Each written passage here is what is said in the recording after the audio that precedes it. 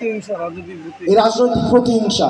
দিন শেষে আপনি বিএনপি করেন, জামাত করেন, যাই করেন না কেন, দিন শেষে যে জমিদারটা তো আমাদেরই, নাকি? থাকতে হবে আমাদেরই হইতেছে। আপনি ঢাকায় বাড়ি করেন, বিদেশে 4টা বাড়ি থাকুক, জানাজাটা আপনার কিন্তু এনে পড়তে হবে। আপনার বিদেশে 10টা বাড়ি থাকুক, আপনার ঢাকা শহর 4টা বাড়ি থাকুক, কেউ একটা সালামও দেয় না। ঢাকা শহর আপনি সারাদিন আড়েন রাস্তা দেখে একটা সালামও দিতেন আপনারা। দিন শেষে এই জায়গাটা হচ্ছে আপনার নিজের জায়গা। এরপর হচ্ছে আপনাদের বিজিএফ কার্ড আছে, আপনাদের হচ্ছে বিধবা যারা হচ্ছে আছে তাদেরকে বিধবা ভাতা আছে, মাতৃত্বকালীন হচ্ছে যে ভাতা আছে, এগুলো আছে না? কয়জন বলেন রাজনৈতিক নেতা ছাড়া এগুলো পান? যার লগে নেতার সাথে যার ভালো সম্পর্ক তাদেরই দেয়। ব্যাপারটা এমন না? কিন্তু এটা হওয়ার কথা ছিল নাকি? মূলত যারা দরিদ্র প্রান্তিক শ্রেণীতে বাস করে তারা এটা পাওয়ার কথা ছিল, না? কিন্তু এটা দেয় কিভাবে? এটা দেয় চেহারা চিনেছি। অর্থাৎ ধরেন চেয়ারম্যানের আত্মীয় স্বজনগুলো আগে দেয়, চেয়ারম্যানের পরিচিত কারা আছে এগুলা দেয়, চেয়ারম্যানের জিয়ার জামাই কই আছে, চেয়ারম্যানের জিয়ার জামাইও বিজিএফ এর চাল খাইছে, আছে না? চেয়ারম্যানের বোনের বাসা হচ্ছে ইয়ারটিল পাওয়া যায় না, চালের বস্তা পাওয়া যায়। এখন এই বিষয়গুলো এগুলো কেন হয়েছে? এগুলো আমাদেরও সচেতনতার অভাব, এগুলো রাজনৈতিক যে দলগুলো আছে তাদেরও সচেতনতার অভাব। আমরা যদি সচেতন হই যে আমরা যেভাবে রাজনীতি করা উচিত আমরা ঠিক সেভাবেই করব, কোনো হুন্ডার রাজনীতি চলবে না।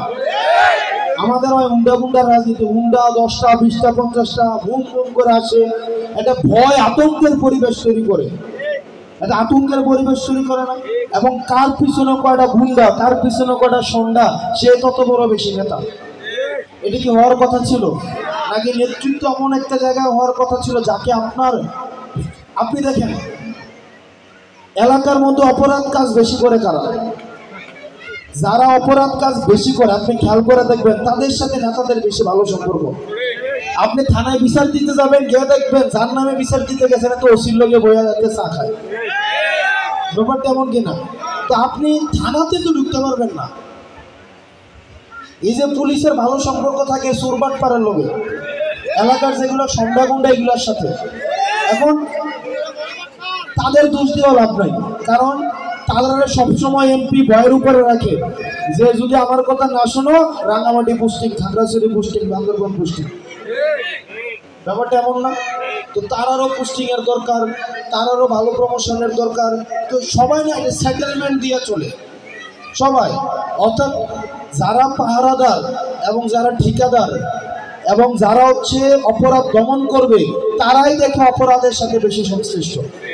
আপনি খেয়াল করে আজকে একটা লিস্ট করেন এলাকায় গিয়া, এই 16টা ইউনিয়নের 16টা চেয়ারম্যান এবং ওই এলাকার যারা সবচেয়ে বেশি জমি দখল করে, যারা সবচেয়ে বেশি হচ্ছে চান্দা নেয়, এরা দেখবেন চেয়ারম্যানের আশেপাশের মানুষগুলা।